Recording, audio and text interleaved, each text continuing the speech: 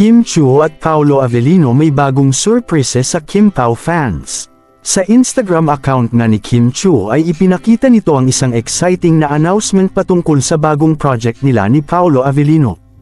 May hawak na poster ang dalaga at tila excited itong makita ng madlang people ang kanilang pinaghirapan. Natutuwa naman ang kanyang glam team na nanunood habang binubuksan ito ng Shanite Princess. Samantala, namataan naman si Paolo Avellino ngayong araw sa iba't ibang lugar at nakitaan din ito kasama ang mga executives ng Dreamscape. Ayon sa isang source, magkakaroon ulit ng teleserye si Paolo Avellino under Dreamscape Entertainment. Exciting nga ang mga nalalapit na araw para sa dalawa dahil mismo sila ay hindi na makapaghintay na sabihin ang kanilang mga tinatago. Samantala, nagtaka naman ang ilang Kim Pao fans kung bakit wala si Kim Chiu sa meeting.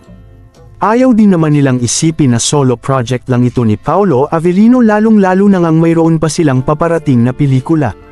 Well, ayon naman sa isang Kim Pao fan ay dapat magtiwala lang sa management dahil alam naman nila kung gaano kalakas ang Kim Pao tandem.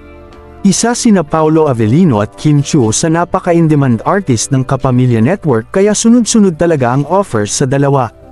Sa ngayon ayon kay Kim Chiu at Paolo Avellino ay humihingi sila ng pasensya dahil kanila pang pinaghahandaang mabuti ang mga detalye sa kanilang movie.